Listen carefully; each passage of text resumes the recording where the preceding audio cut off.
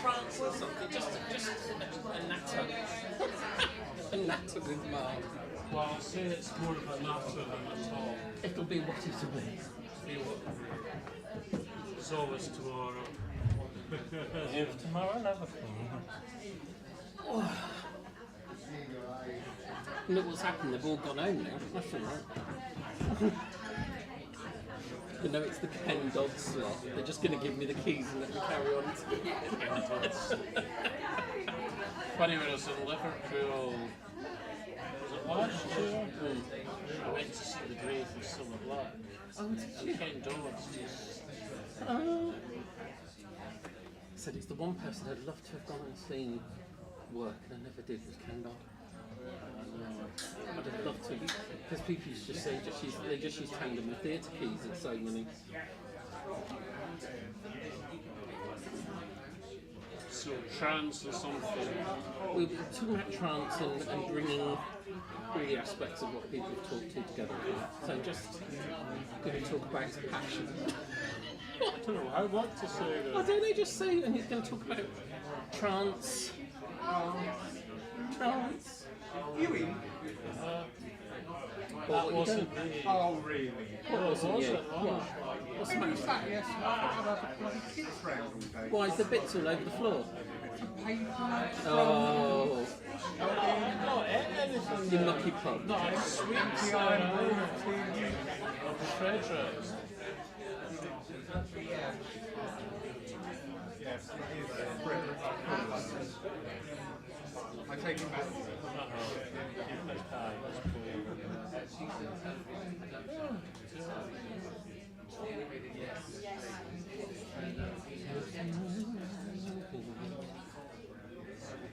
So you've got say 7:30. Hang around. I'm ready. I'm ready. Sure we can get a table corner. Corner table. That's all right. Doing really well. Yes, no, I think it's really, really nice. It's been lovely, fascinating listening. Which is why everything I'm talking about keeps changing every 5 minutes. There's a feel different things going and going, oh, let's talk about, we should talk about that, oh, we should pick that up. And so we'll wait and see what happens when it actually happens. You've forgotten the leadership of Jesus Christ because that's gone down on our charity application. What? You've forgotten the leadership of Jesus Christ because that's part of our charity application. But that's the SNU ones that are tearing just on video. And microphone. Hi everybody. That's it. Did we talk about it? This is Florida all No, this over is again. Florida all over again. Yeah. Oh dear. We did Christmas Eve service in 2020.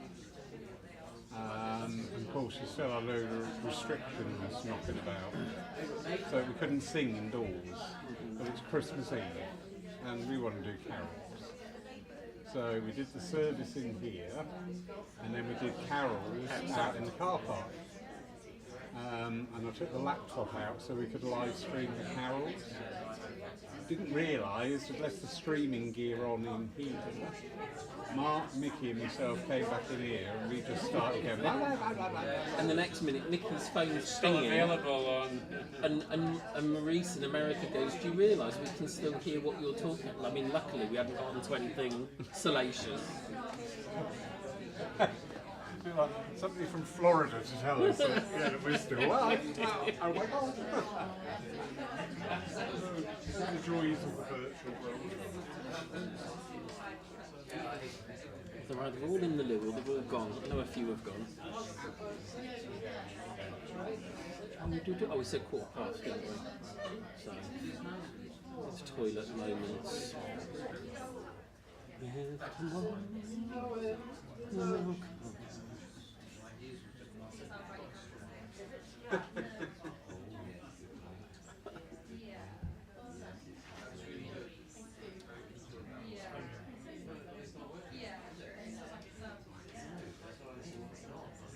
But if it wasn't scratched before, it is now.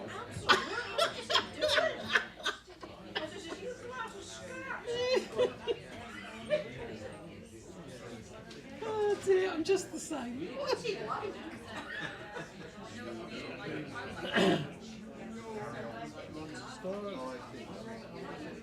No, give them a... Now, can I just say that Of before I course, forget, go on. I've been making notes, but I put the heart before I wrote your name. Oh, bless you.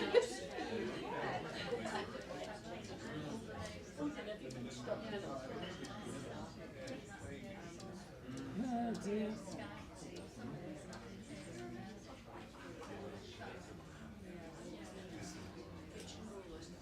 Really nice. Well, can you see that? Oh, God, it's a bit. No. Don't. That's better. That's better. Nice to straighten up. Good afternoon again. And to all those watching online as well. So a little earlier I asked Mark what he was going to speak about, and Mark and his guys have had this conversation, and the title has changed so many times in the last few minutes. I've got no idea, but you did say it was going to be something about trance. Trance and all sorts. Trance and all sorts. So All sorts. with us talk on trance and all sorts, Mr. Mark Stone. Lovely. Thank you, everyone. The reason it's all sorts is that as this weekend has progressed, so many things have interlinked. So many things that even happened before the weekend that came to light in our conversations as fellow colleagues and tutors. So many things that have come within this morning's service and the day's talks have all linked in together. If you've noticed, if you've been following, there's this thread that runs through it all. And these things were things that started before we even arrived here. And so for me, what I found so fascinating about today, I love listening to people's journeys of mediumship, of where they've come from, and who they've experienced in their mediumship.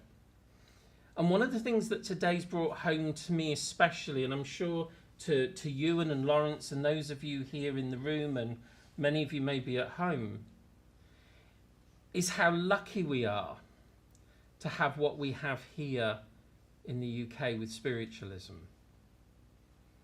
Because I'm one of these mediums that were born and raised a spiritualist.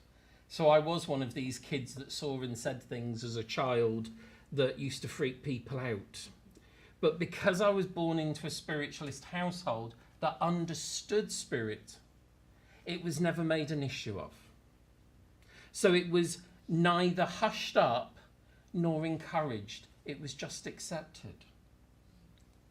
And from a child, I was taken to spiritualist church as part of daily life. And sitting here today and listening to where people are having to forge their way to even be seen and heard as mediums is remarkable. And how much we take for granted that there's always going to be a church near us.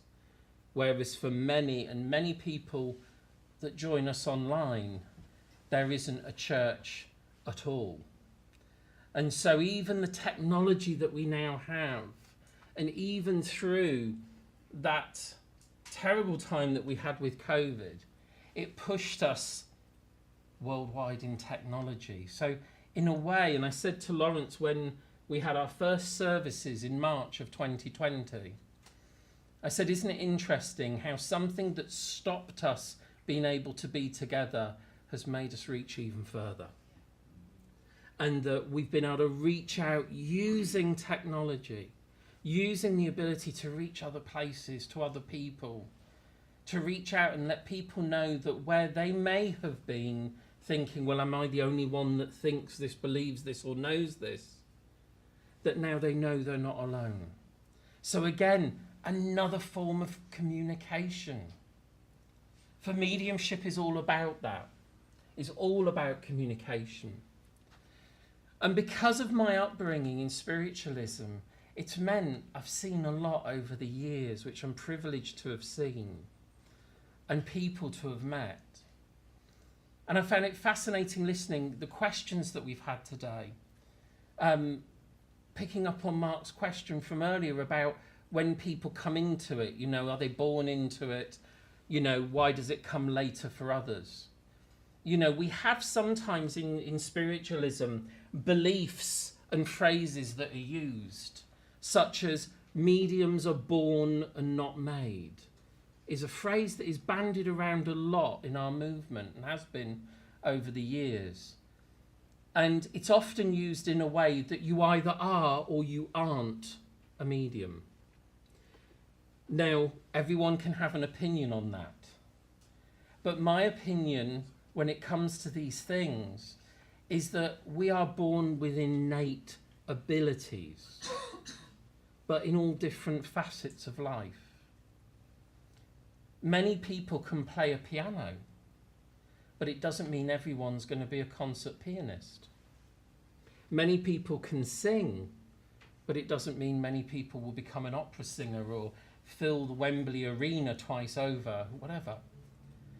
So there are natural abilities that lie within us that may be of the spiritual nature, and they can be learned and enhanced as well as be natural and raw. And so it depends on what your journey is and what it is that brings you into this movement and why. One of the people that I talk about was a lady I met many years ago, a lady called Evelyn Lloyd. And she was a lady from London Way. And she was a devout C of E Christian, married all of her life to her childhood sweetheart husband. And in her 70s, her husband passed away. And understandably, that lifelong partner, having passed, left her bereft and not knowing what was there in her life. And she went on a search to find what happens after death. So in her 70s, never having considered or thought of spiritualism at all, she walked into a spiritualist church in the hope that she would get evidence of her husband's survival after death. And she did. And at 72, she became interested in spiritualism. And right up until her 92nd birthday, she was a demonstrating medium. So if anyone says, I'm too old and I've left it too late, look at all of us. We're still going and we'll keep going. And I say that as someone who's been on a platform for 33 years, so I'm allowed to say that.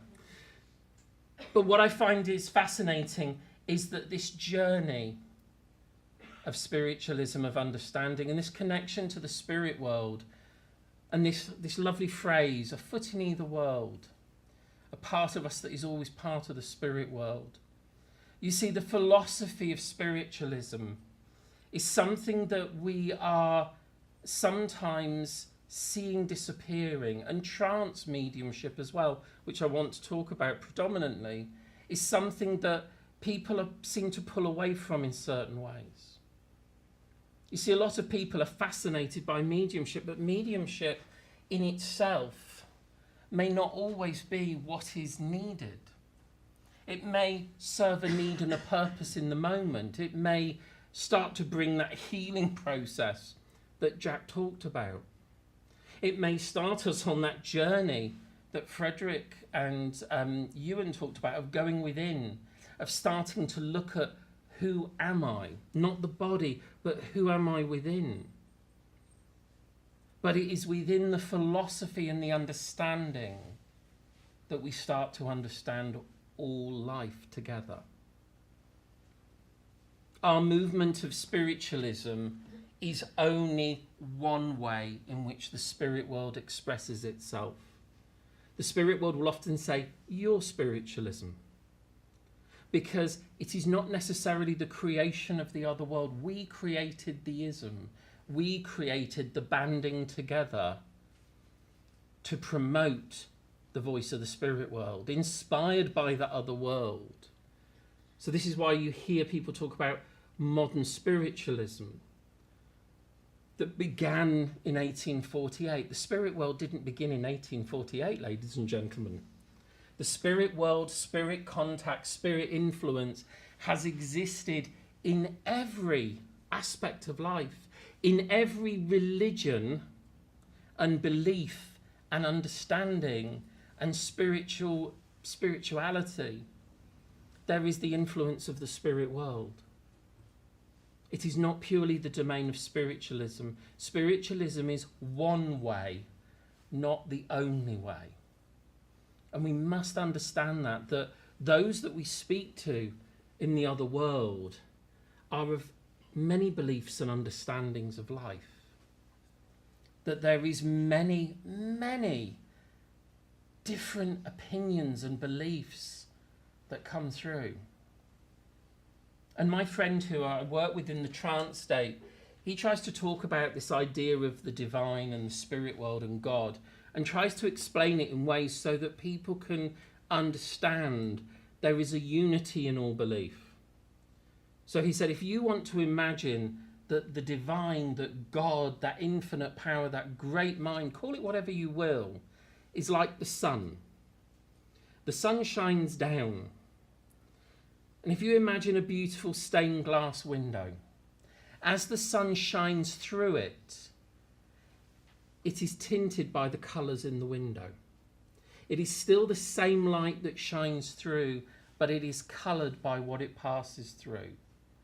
And so as the power of the divine and of the spirit works through us, we colour it by our own experience, mind and knowledge.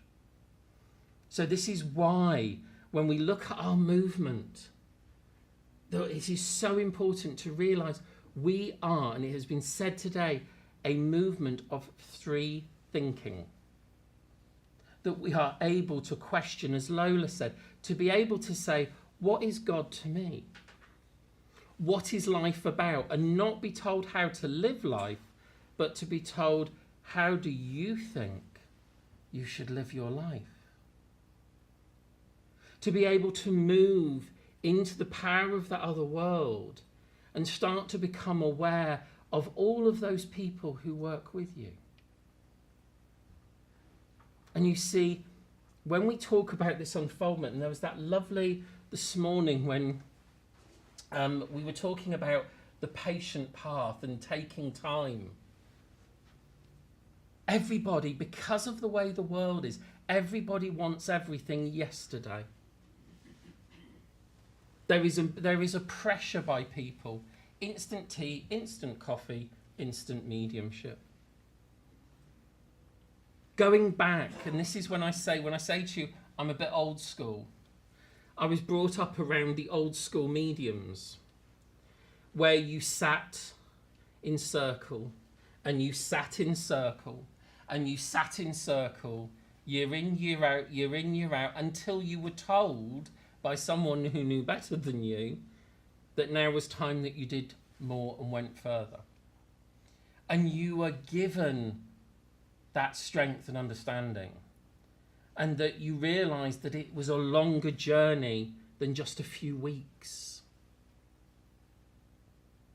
It was more than just doing 1 or 2 courses and then you're out there in the world. But it was a time to dedicate yourself to a lifelong vocation of understanding. And it didn't matter whether you were ever going to be a medium on a platform or a healer in a church or a reader. It wasn't about that. It was about finding out who is there with you in the other world and how they wish you to work with them and vice versa. Like I said, have you asked the spirit world? During lockdown, I did a few podcasts with a friend who did a podcast interviewing different mediums. And after one of the podcasts, somebody emailed me and said that she'd had a problem in her development, in her mediumship, and she didn't know who to ask, and she just listened to the podcast and thought she'd get in touch. And she said to me, she said, I'm in a real quandary about my mediumship and my journey. And I wanted to ask someone who didn't know me, and I could just ask for an honest answer. And I said, well, I'll help if I can. And she said, well, I recently went to a demonstration at a church, and a medium came to me, and they told me that Spirit said, you need to slow down and do less and give more time to certain things. And you've just got to slow down now. And I said, right. And I said, what's the problem now? And she said, well, I'm virtually doing no spiritual work at the moment. So is that the spirit world telling me to go away and leave them alone? And I said, well, let's examine a few things first. Can I ask you, did you know the medium? And she said, yes. And I said, and how did you know the medium? And she said, we used to sit in circle together. I said, oh. And I said, and did you have a good relationship when you sat in circle together? And she said, no. We weren't exactly what you might call friends. And I said, right. So I said, it could be that this medium is putting her own spin on the words of the spirit world, possibly. And I said, but the most important thing is, have you asked about whether this is true or correct? And she said, what do you mean, have I asked? Asked who? And I said, your spirit team that you work with. And she said, oh, I don't speak to the other world unless I'm giving people messages. And I said, well, maybe this is a moment for you to do this. And she said, well, I don't know. I've tried trying to work out who my guides are. And she said, and I don't know. She said, my friend knows because her main guides are Archangel Michael and Archangel Raphael. And I said, how marvellous. And I said, but maybe this is a moment to say to you, now is the time to sit and work and talk to that other world to get the support that is needed there. And she said, no, I've just come to know that my mediumship is all me. I'm all on my own doing my mediumship. And I said, well, that's not really the case. We go and see an individual singer at a concert, don't we? And we see one person stood in the spotlight. I can tell you now, Shirley Bassey is not rigging up that lighting system. She has a team of people that will do it for her. We may only see the one person, but behind them is a whole team. And the same goes for that of mediums and mediumship, that we may not always know who works with us, but I can tell you that there is a whole team for certain who have gone into the making of that demonstrational work that you do. There is no coincidence that over the last week, all of us have heard things, said things, or done things that then when we've come together, have all come together.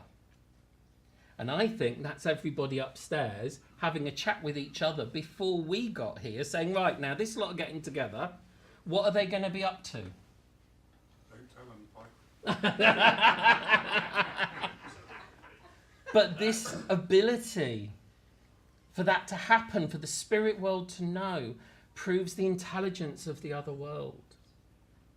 And to sit and come to know, not just if you're interested in developing your mediumship, but to sit and know that the other world is there in a reality, to me is a very significant thing. Because often in this life, there are times when we will feel quite alone. Even when we are with a lot of people, we may feel quite alone. But to know and understand that even in those moments where we feel we are completely alone, and may be in a room where no one else is apparently there, that the other world are listening, that the other world are there bringing comfort, trying to bring their support. And you see, I was brought up, and has always been, the kid that asks why. I consider myself a rational spiritualist. And when I say that, I don't take anything at face value in spiritualism. I've sat in seances and trance demonstrations and all sorts of things, and I've witnessed most genuine phenomena, and I have witnessed charlatanism left, right and centre. And sometimes my heart bleeds when I'm somewhere and everyone's going, oh my God, isn't the spirit world amazing? And I'm going, this is a con. But I cannot always burst a bubble for someone else who is willing to believe what they are willing to believe. It is not for me to destroy someone else in what they believe and what they understand. That's not my purpose. My purpose is to encourage those who want to ask and want to ask why and want to seek. But in that journey, one of the most significant things that has come not only through the sitting and meditation, but also the work with the trance states, is the closeness and the friendship of the other world.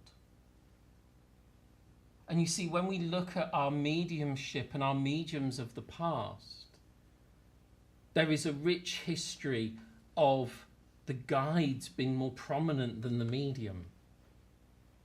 People talk about Silver Birch and, oh, I've been reading Silver Birch. And sometimes if you sort of say to people about Maurice Barbanel, they'll go, who? Not knowing that that was the medium that Silver Birch worked through. Or White Eagle with Grace Cook. Or Estelle Roberts, who was remarkable in her own mediumship as well as her trance mediumship with Red Cloud, and many, many more. And any of you that have read the biography of Gordon Higginson with the stories of his little girl Cuckoo and other communicators that used to work with Gordon and the remarkable mediumship. But he was sat in circle from the age of 3 by his mother, Fanny Higginson. So, I mean, if that's the spiritualist version of a stage mum, she was told he was going to be a great medium and she was going to make certain for a fact she was. I was lucky that in my household I was shown things, but I was never pushed. My grandparents and parents never pushed the point of mediumship, ever. It was always allowed to be my choice whether I wanted to go to church, my choice whether I wanted to do things. And you know, and it wasn't until after my grandmother and grandfather had died, and it wasn't until I was in my 30s that there were certain conversations that started to be had between myself and my mother. And I found out something that I had never been told about by my family, because it had been part of a difficult part of history. My grandmother had gone off and for a short time had left my grandfather to go in search of someone that she had loved before my grandparents had married. And she went to America in search of this. And my granddad said, if you need to go and find this man, go and find him. And if there's love there, then you have to decide what you have to decide. And my mum was only a teenager. And when she went off and she was in America, she went to some spiritualist camps that were there.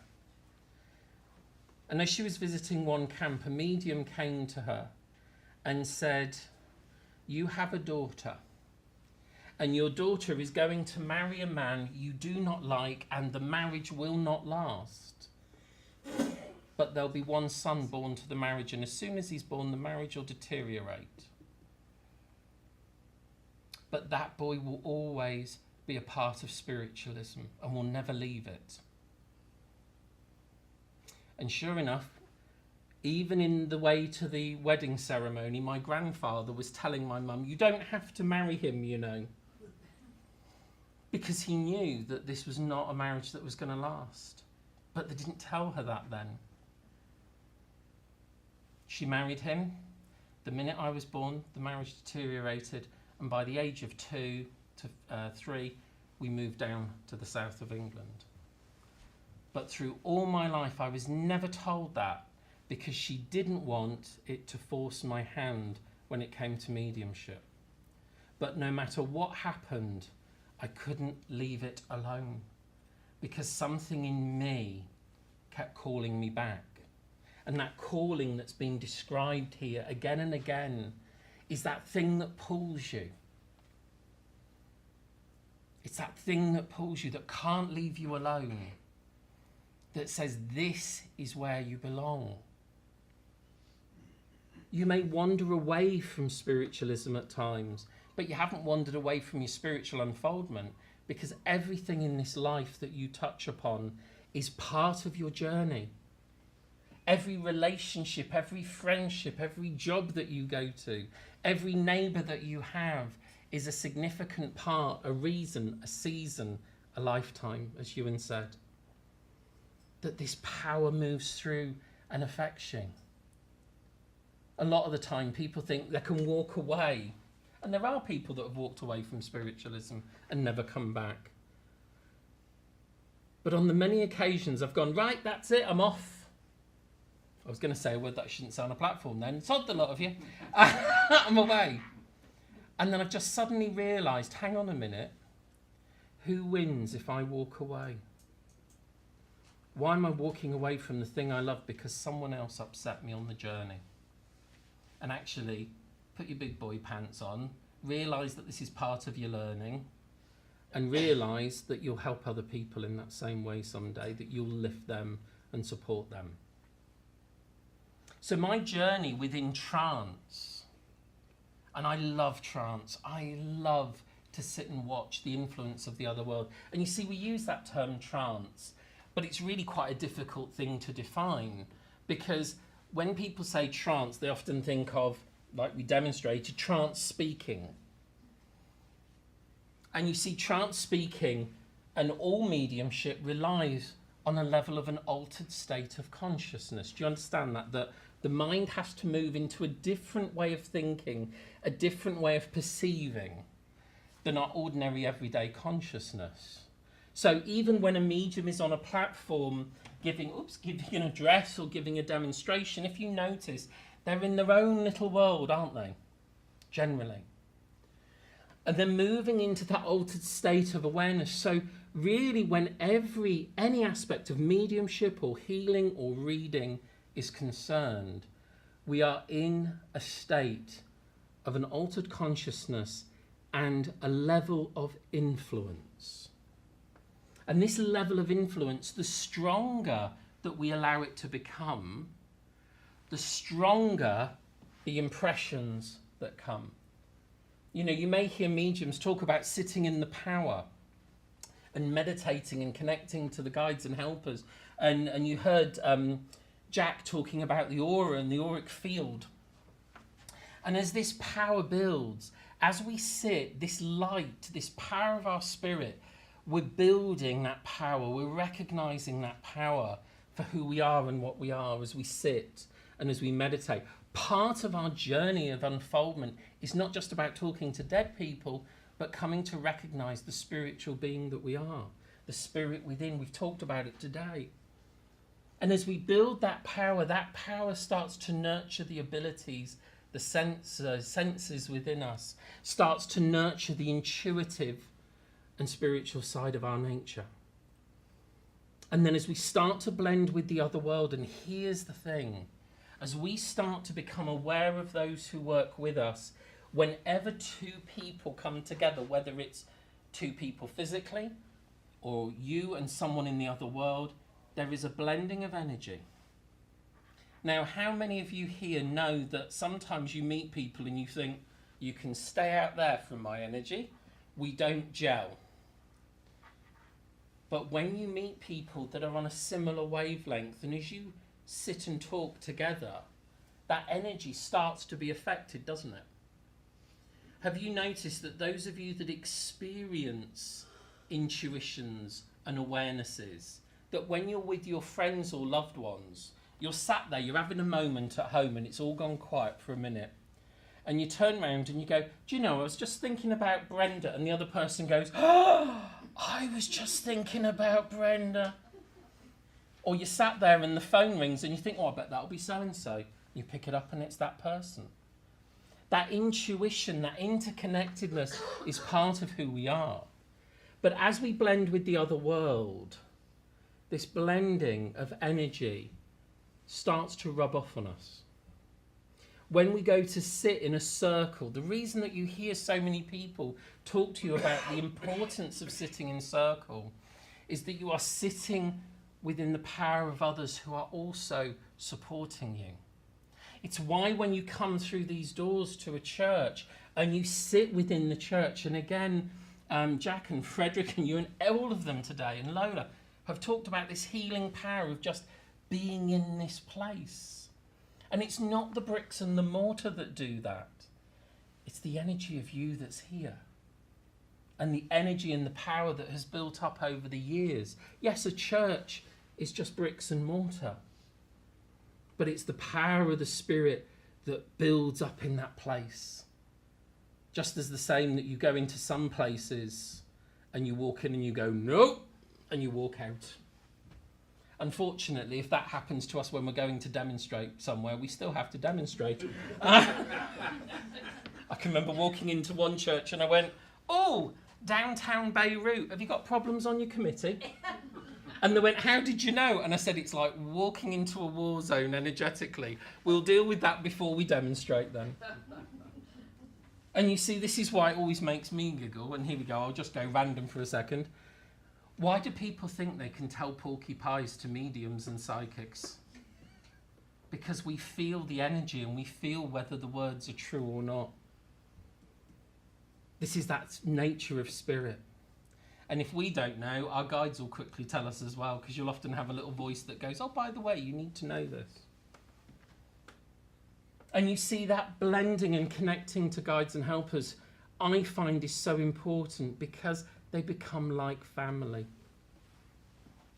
And that often we can turn to the other world for the advice and guidance that we can't find from other people. A lot of my unfoldment was done on my own in the end, because when I sat in circles and kept asking why, I wasn't treated well. Because I'd say, why do we do that? Why do you need to do that? So one of my circle leaders, it was all about open and close the chakras. And I go, why? Why am I opening and closing a chakra? Because that's what we always do. And I went, why? Kid who asked why. But it's always done like that, to protect you. Why? And then I turn around and say, so, hang on a second. So you can't be a medium unless you open your chakras. So how do people who don't even know what a chakra is are able to see spirit? How do kids see spirit when they don't know what a chakra is and they haven't opened or closed the chakra? How do people who don't believe in the spirit world suddenly have full people appear in front of them? And there's the rest of us standing here going, I'd love to see them. I'd love to see them solid form. And there's someone who doesn't even believe and who hasn't even got an idea of a chakra being open, can see them. Because we've confused too many ideas about energy and about spirit. Yes, the chakras are significant in many different ways, but the idea that if you haven't opened a chakra you can't work is a nonsense. And if the idea that your chakras are all blocked and shut down is a nonsense. Because we have to look at where that came from if we're going to truly understand. And then you need to study yoga and the Hindu philosophy to understand what's true about that energetic system. And it's a wonderful thing to study and understand, but it's misrepresented in the West terribly. And it's misrepresented in spiritualism. Oh, you must close all your chakra. Now put a pin in your chakra. I've heard that. Put a safety pin in your chakra to stop evil spirits getting in. We know.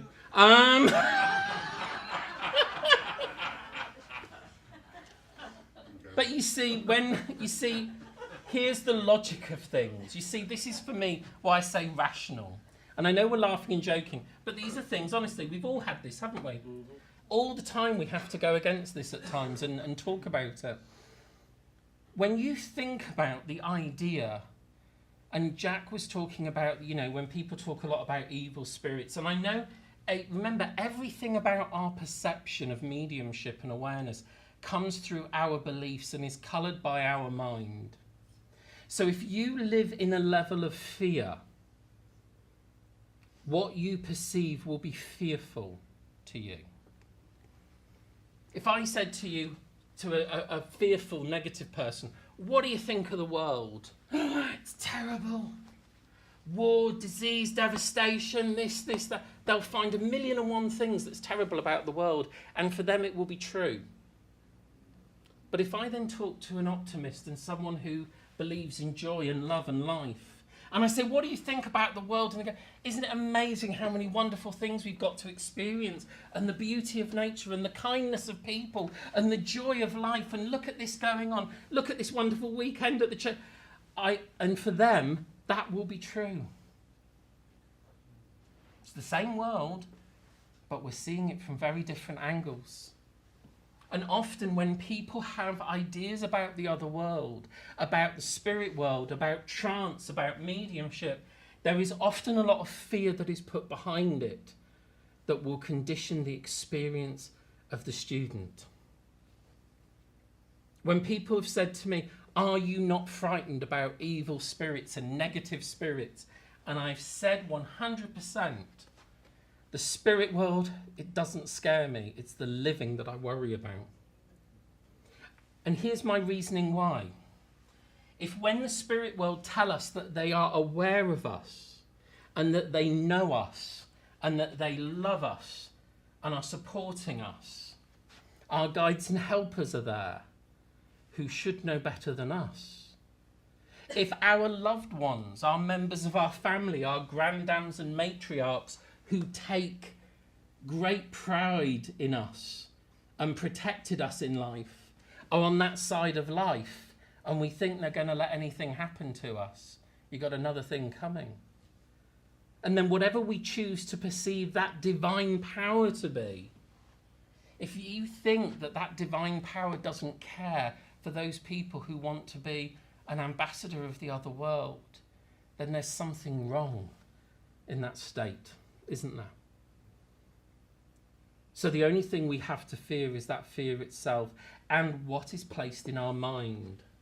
And Jack very much said that, Ewan said it, Frederick said it, thoughts that are placed in our mind by people, funny ideas. And the problem is, if we're not careful, seeds that are planted grow out of control. So we need to be aware of what we nurture in our minds. I can always remember trance mediumship. I'm going to do you some demonstrations of things that I've seen and witnessed and tell you why they're a nonsense.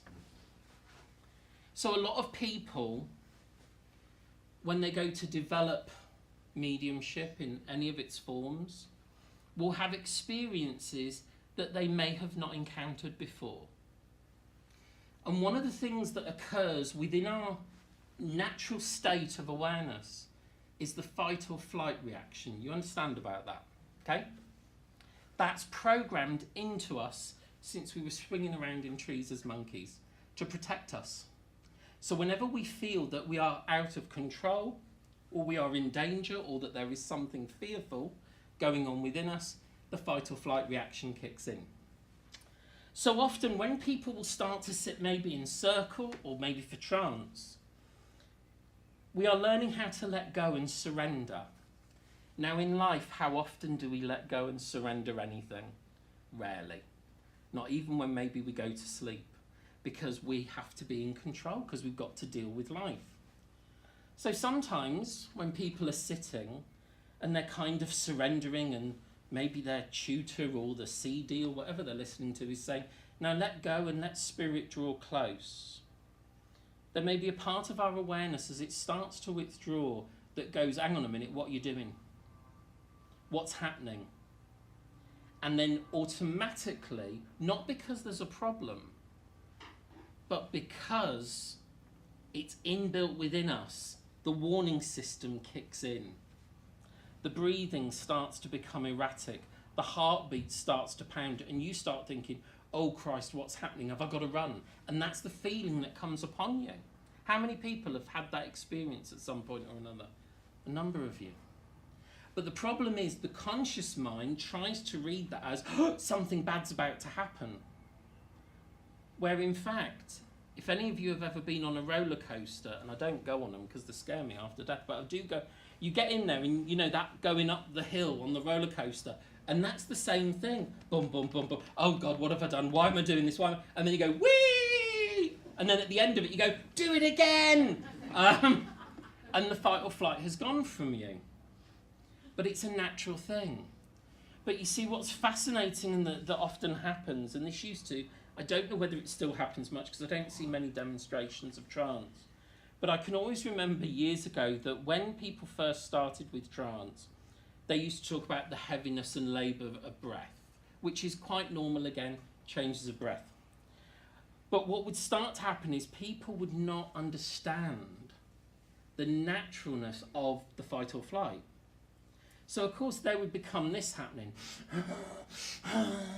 And it became that they believed that every time you went into trance, there was this struggle that had to go on.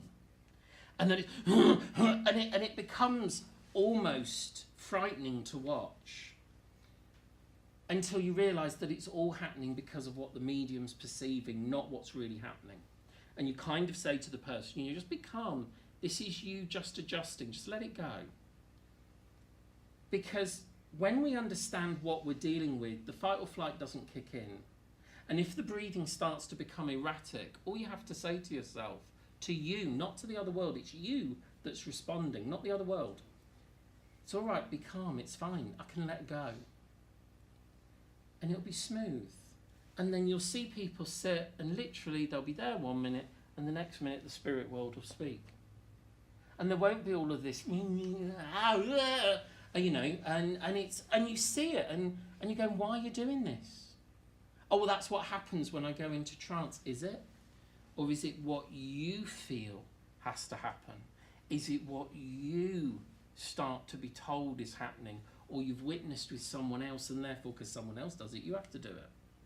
It's interesting when someone, I can't remember who mentioned about it on the weekend, was talking, a video came up on Facebook yesterday evening about trance, and I thought, oh, bloody Facebook's listening to me again.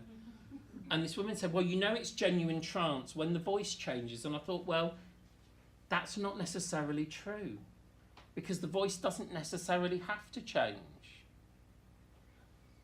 Because I asked about that, and I said, why? I said, do you have to change the voice or not? And they said this: we often do it because it makes the mind of the medium believe that it is separate to themselves. They need it more than we need it. And I thought, clever. Because there is a part of us, whether we are a trance medium, a mental medium, a physical medium, a healing medium, an evidential medium, that always wants to make sure it's not us. Is this me? Is this my imagination? Is this part of who and what I am? And so we're always looking to have this separateness. But actually, listen to what we've talked about today. Everything is one. We're all one. We're all interconnected. And so actually, if we can accept and acknowledge, and Frederick said it so beautifully, if we can just acknowledge that we are this power, this spirit, if we can come to understand what this means, that actually the mediumship opens up more and more so naturally. We make hard work of a lot of things because rather than just accepting it's part of who and what we are, we make it hard work for ourselves. We make it hard work for our mediumship. And you see, trance, as we work with it, mediumship when we work with it, trance covers so much. Trance healing, trance speaking, trance clairvoyance. Those of you, if you go and look online and look for Gordon Higginson, you will see videos and hear audios of him in the trance state where his guide Paddy would come through and give trance clairvoyance. So a clairvoyant dem with the guide basically acting as the medium. There's healing and trance mediumship in healing. There can be trance psychic art or spiritual art. Any of you that have seen a lady called Lynn Cotterill particularly, and she's remarkable. She will, if you've never seen her, have a little look, see if you can see online. But she'll go into the trance state with 2 pencils in her hands. And with her eyes closed and off in the withdrawn state, she'll stand at a board and start going like this with the pens. And when she steps away, there's a fully drawn picture that's been drawn with her eyes closed, which is remarkable. And the spirit world have been able to work in that way with her, with the trance state as well as the conscious state. And there are many, many others. There is trance teaching as well. When Glyn and I used to work together, we actually used to have courses where we didn't have a syllabus. In the morning, we would sit, and either him or I would sit and go into the altered state and let the guides come through and decide the syllabus for the day of what you were to work on and what you were to look at. And it was wonderful. And so when we sit and come to know the other world, we start to find a connection. When COVID hit, and I think a number of us were fairly quiet about things when COVID hit. We sort of kept doing our work online, but I came back from India 2 days before national lockdown, and when it was announced and Boris was announcing on the TV that we were going to be shut down for 3 weeks, my chap went, "And the rest?" And I went, "What do you mean, and the rest?" And he went, "You won't work in person until the end of next summer," meaning August, September 2021. And I can't tell you what I told the guide to go and do, because I have a very a very intimate relationship in that way. And I said, absolutely no way. And I'd said to you, hadn't I, when we had that first service, I said, it's going to be longer and it's going to be next year before we start doing things in person. And my first teaching session in person was in this church in the September of the following year. There were other things that the spirit world talked about. And I always ask, as I'm sure the other mediums here do as well, that sometimes we ask for a little proof and a little understanding to prove that connection that we have. And it's not because we doubt, it's because we want to be sure of the work that we're doing. And at a rally 2 years ago, we were doing this rally and we got we were doing it all in one day. And so the last session of the day, the one that we're in now, was the trance session with me. And it was in August, wasn't it, that we did it? And so before the trance demo, because it was really busy down here and I didn't want to be in the noise, I went upstairs and sat in the living room upstairs. And I just said... the Hoover around. Yeah. And put a quiche in the oven. And if you saw my house, you'd know both of those statements are typically untrue. But I sat there and I said, well, you know, we're going to do our trance demo. I'm going to be the best I can be for you and just be open to whatever comes. And as always, I'd just like something for me, that bit of proof that I know that it is not just my mind. And with that as an external voice, which made me jump because I thought someone had walked in the room, I heard these words repeated 3 times. State funeral, state funeral, state funeral. And I came downstairs and I said to Lawrence, I said, I need to tell someone this because I think it's significant. The spirit world have just said state funeral, and I think the Queen's about to die. The following day, Mavis Patilla passed away, and Lawrence messaged and said, oh, it's Mavis, that's what they were talking about. And I said, no, because I know it's a state funeral rather than lovely Mavis. And of course, 2 weeks later, our Queen passed.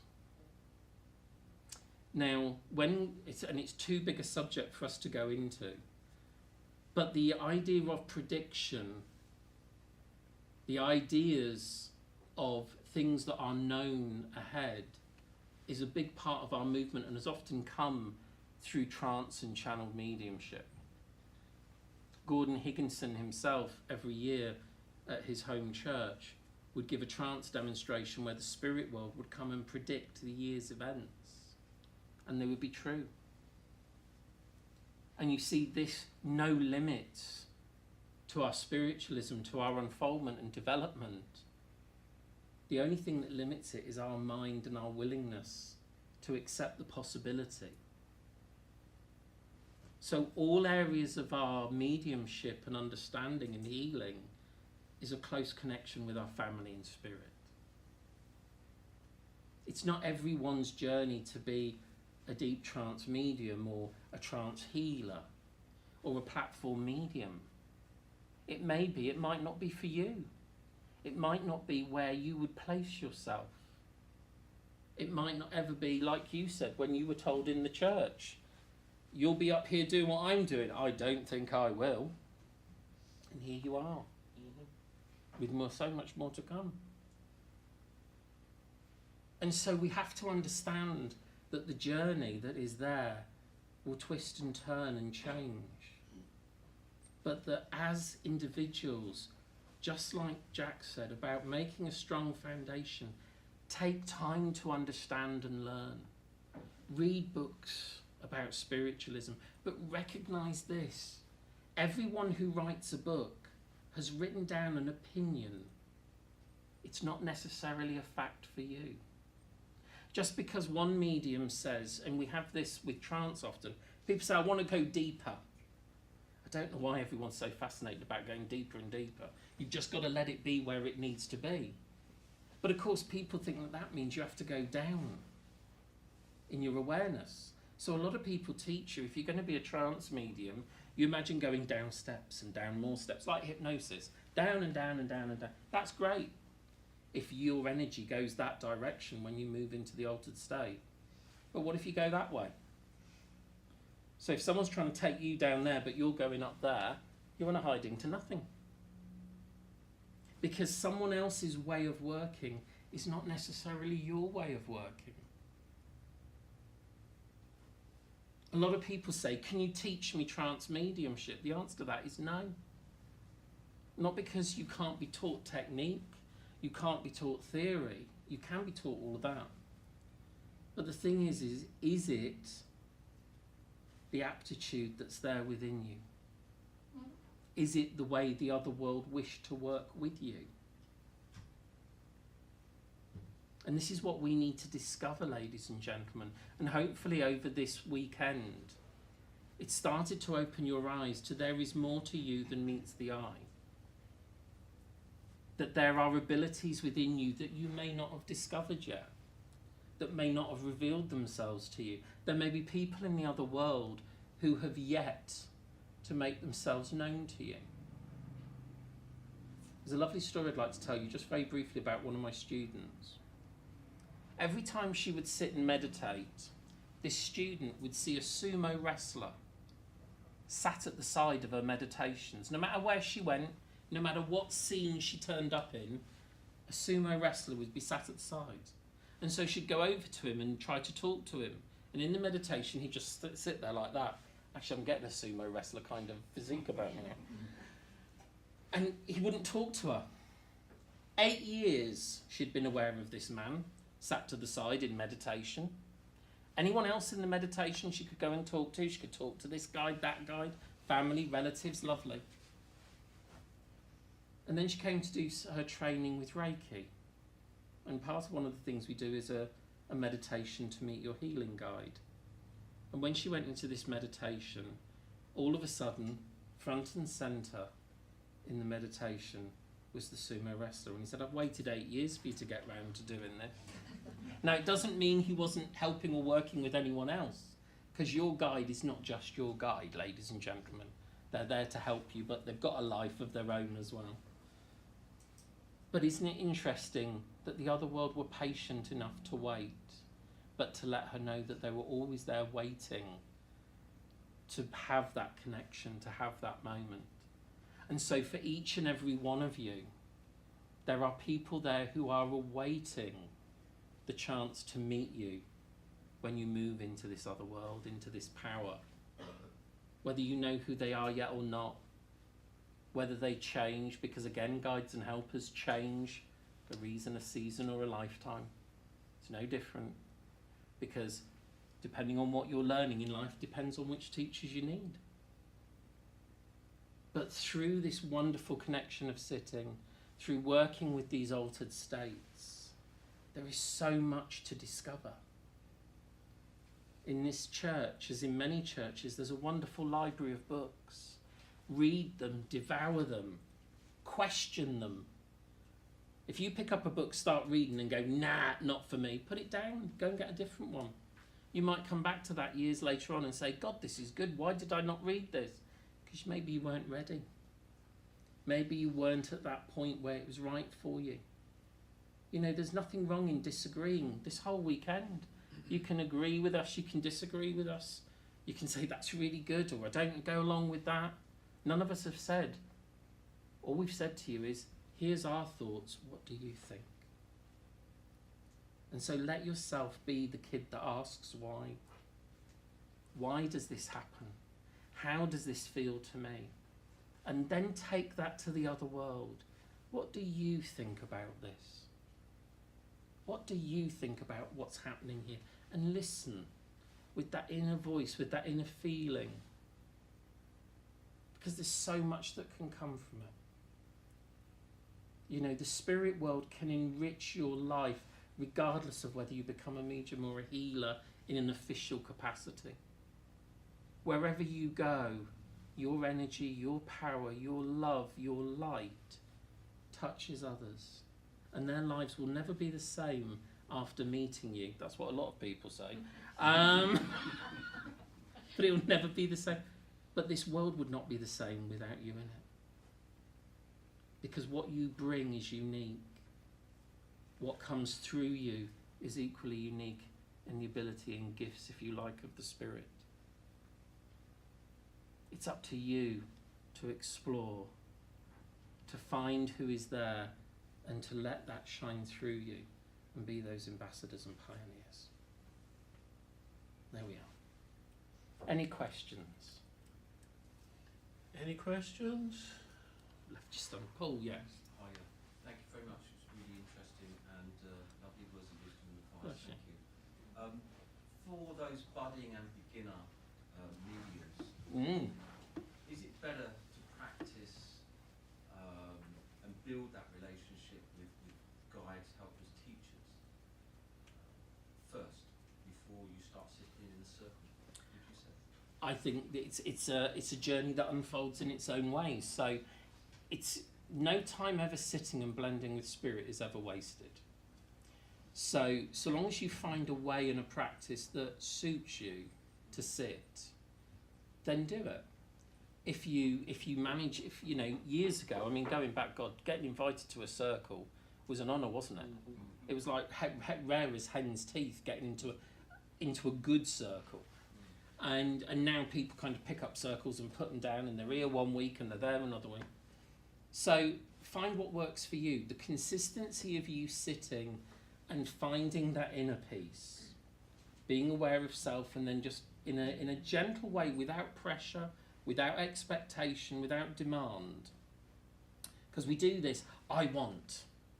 And I want to see, and I want to hear, and I want to get. I love Jack's thing. I wanted all this, then I got it, and then I went, maybe that's not what I want. Because that's true. We often do it. We kind of tell the spirit world, I want it like this, which we can do. But actually, maybe just go to the spirit world and say, help me to be aware of you. Listen, we open it up, aware. Awareness covers every feeling, every thought, every experience. And just help me to, and then whatever, and I suggest whatever you get, make notes. If you see images, if you see people, if you feel a certain sensation, make notes, make notes, make notes. Because as time goes on, things start to build and you start to recognise. You see, there are people that I don't see, but I feel. Ewan said it lovely. You get the feeling of a certain personality or nature, but you may not know what they look like. Or you get a certain physical effect that touches you and you go, oh, okay, that's when so-and-so's here. Or a change of thought or mind or sensation. Or an image. You might get an image that recurs again and again and again. And that image tells you a certain person. Is that a calling card it would be referred to? But the thing is that as you go, remember just to talk to the other world, even in daily life. You know, I was saying earlier to someone, because I live on my own at home, I often talk out loud to the spirit world, but then I forget when other people are in the house. So I'll turn around and I go, hi, I'm home, and someone goes, oh, who's here? And I go, oh, no one, just the dead people, it's fine. Especially for my mates who are non-spiritualist. They have really interesting and fun times. But I just talk to the other world, and I'll sometimes put a thought to them and go, What do you think about that? And whatever comes back in my mind, I just go, oh, okay, that's interesting. Because there is that connection of thoughts to something greater that is there. It doesn't mean we're going to live our life by it. And you heard that. You know, it's not a case of, oh, should I dump him, should I stay, should I do this, should I do that? You know, that's not necessarily what's there. It can be, but it can be. There's often times, and I'll say to people, leave that with me and let me have a think about it. And I'll go away and talk to the other world, and I'll say, what do you think about this? What are your thoughts? And sometimes what will be said, and I'll go, really, are you sure? And then it happens, and I go, oh, you were right. And so that relationship is building, because it is a friendship, it is a relationship. And therefore, we're learning to come to know people. And that just takes time. It may be that there are certain influences that are there with you that won't really reveal themselves till later. You know, you asked about that evidence, you know, waiting for, Jack, with his evidence of his grandfather. I was given, when I was 15, the name of one of my guides, and the medium at the time said, I know I haven't said it right, but another person will confirm this for you so that you know that this is who your guide is. 9 years later, I was having a healing session with someone, and she went, oh, she said, that's a funny word. And I said, what's the word? And it was the name of the guide, a foreign name. And it was remarkable. You know, so there is that level that we have to just continue in our unfoldment, and everything will unfold in its own sweet time. Patience and time. Thank you. And there was an interesting point that someone made when asked about language. Trance does not have to always be in the medium's first language. There are instances of trance mediums not only speaking in the language of whoever the communicator is, but also in historic languages that haven't been spoken for centuries.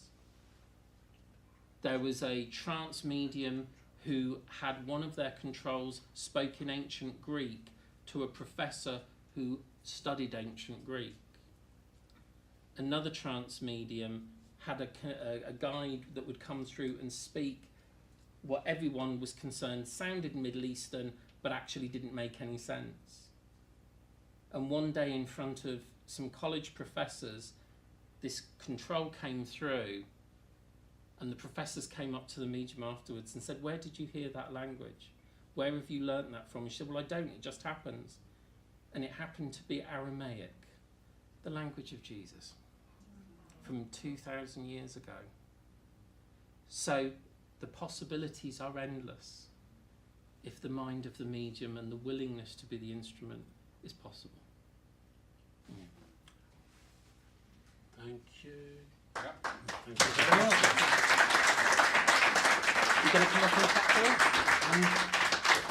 Have you got announcements? You're the chairman, you're introducing. Oh, yes, I've just said, I just said to us, you're coming up to have a final chat. He said, you're the chairman, you're introducing me, so I'm going to introduce Lawrence to finish off today. Thank you.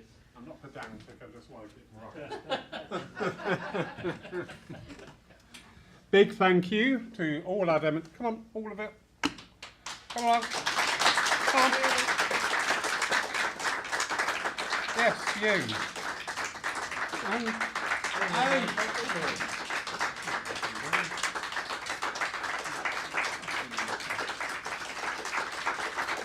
Stop trying to herd cats. Pauline. Well done, all of you. Thank you very much. Brilliant, brilliant, brilliant day. Wonderful service, wonderful talks, much appreciated. Thank you all so much. Now we're having a night off. Yes, all right. We're going clubbing. You're going to what? We're going clubbing. We're going to trance and rave, aren't we? We're going to Subway, dear. Tomorrow there are still a few spaces left. Jack and Lola have a workshop on the healing within your mediumship. Can I come? Eh? Can I add a comment? Well, you started, so you may as well finish. No, I just just to make this advert good, if you are interested in the phenomenon of the of the healing within the evidential mediumship, tomorrow you will be able to, on the workshop, to explore that phenomenon within the healing within the evidence. So thank you. Thank you. Shut up. That's phenomenal, Jack. Thank you. We were just talking, and somebody said phenomenon, and it just brought back that da da da da. So every time, but unfortunately, Mark was said it twice in his trance, and we were sat there going, really, don't do that. So anyway, and then tomorrow night we round off with an evening of experimental mediumship. So everybody will be working with evidential mediumship, slightly different way. Don't forget, bring along a photo or an object for a loved one for the psychometry part. There's other areas as well. Starts at 7, runs through to 8:30. Then on Tuesday morning, the door is locked, the phone is off the hook, the messenger is not being looked at. I don't care, all right? Just leave me alone. I've had so many messages saying, I know you're busy, and I'm going, yes. I am. But thank you. Private sittings any left? If people want Yes, them? we have 2 more with the lovely Ewan on tomorrow, so that's 3:30 and 4 o'clock with Ewan for a private sitting. Anything else? No? Gonna throw something else in? Oh, good. I've already been asked for the dates for next year, by the way, and I said to someone, let's get today over first. Yeah. Let's see if I survive this weekend. Actually, I've already started approaching a few people. So, yeah, here we go. Anyway, thank you all. It's been a great day. I hope you've got a lot out of it. I hope you've got stuff to take away. Thank you, everybody who's been joining in online. Belinda Dickinson, if I need anybody to take the mickey out of me, I have a church full of people that can do that. Would you please stop doing it? From Florence. Thank you very much. Have a wonderful evening. Thank you so much. Thank you, Laurie.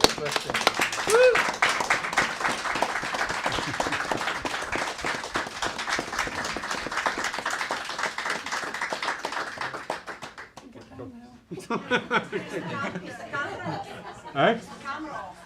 Why? Oh no! Chocolate. Turn the camera off.